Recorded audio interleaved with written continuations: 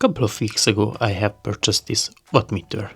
When I put it in the socket it was working fine, but now it was making some strange noise, and in today's video we are gonna expose it. So it doesn't do anything, there is no strange noise. So let's see what is inside. The power meter has actually 3 screws, and with a normal regular Phillips screwdriver you can disassemble that. The moment of truth is to see what is inside. We are not really going too much in details about the product quality itself, but this looks like an old Gamboy cable for me. But I believe we found the guilty one, yeah, which is that capacitor over there. It seems like the housing is broken, and there is a resistance which seems to be burned, but I can't see anything else as an issue. So if we check closer, it is a CBB22, which is a 105J, which is a 1 microfarad capacitor with 400 volts. Okay, let's disassemble a bit more. So we have to solder this out, this capacitor, and I would really like to check this resistance, it is burned or not.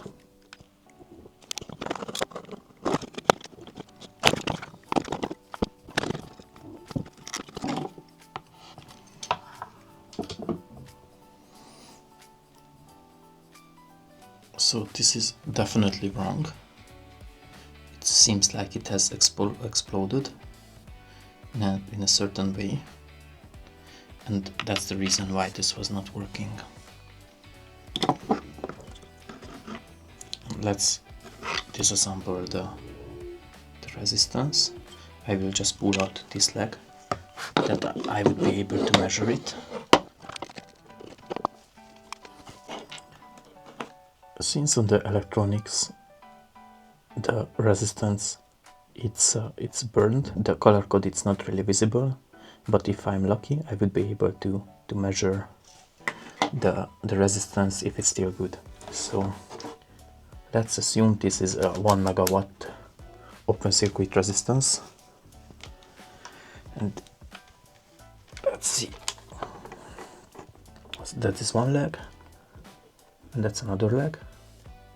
Okay, so this is definitely not a 1 megawatt resistance. Maybe this is 100. Let's use in a kilowatt, in a kilos range. Okay, probably this is then a very small resistance. Yes, it is a 50 ohm. It is a 50 ohm resistance. Actually a 48 ohm resistance. That looks to be good. So I will be back once I found. 2 hours later. So at the local shop, the closest value which we were able to find, it was a 0.82 nanometer capacitor, which is actually from the same material, looks like, as a polypropylene or polypropylene. I'm not sure which is the material, what is this made from, but you can let me know in the comments below. And it has the same coding like CBB22. Hopefully this is better, because it is supporting a bigger voltage range. And let's try first to assemble back the resistance.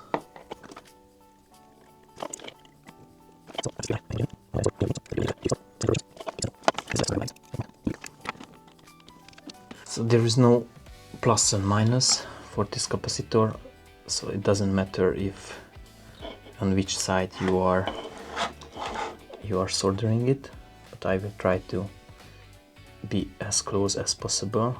So we have to do some small tricks.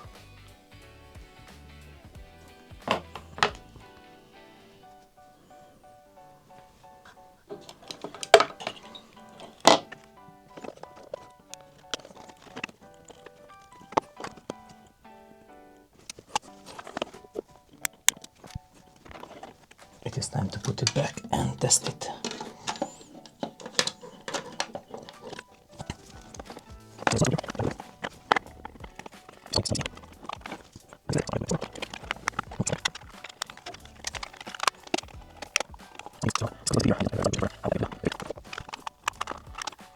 Okay, so this is a perfect fit.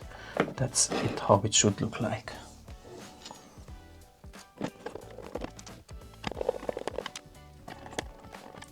And the moment of truth.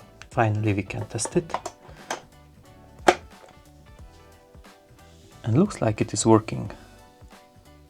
Looks like it is fixed. And let's try and start to measure it. This soldering gun is 40 watt and at max it is consuming 130 watts. So I will plug it in now.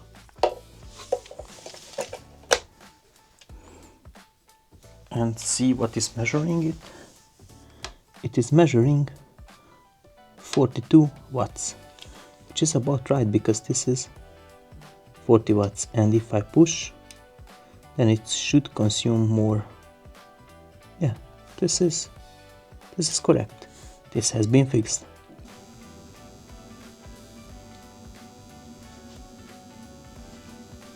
I have even tested the Wattmeter with a battery and an inverter attached to that and just charged my phone.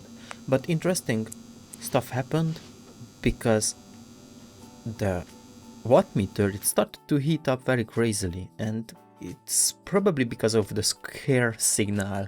Like there was a square signal. It is not a sinusoid inverter, but I don't want to search for excuses for that Wattmeter.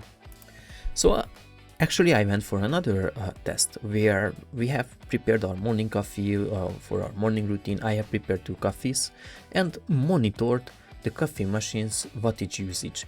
It was working about like 5 minutes. I have attached that, and there was no heat up, no signal of heating up that asset. So that's why I probably think it is due to the fact that inverter was producing a square signal, and the Wattmeter wasn't able to handle it as well.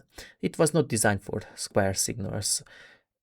So my key takeaway is that even though if you can repair, or even though if it's fine to measure your watts, I wouldn't leave that Wattmeter long term attached to your plug, because it can destroy, it can get in fire maybe, and it is very dangerous.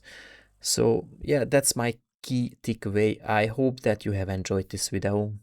So if you would like to see similar videos in the future, do not hesitate to hit the like button and subscribe to my channel. Thank you very much. I wish you a great day.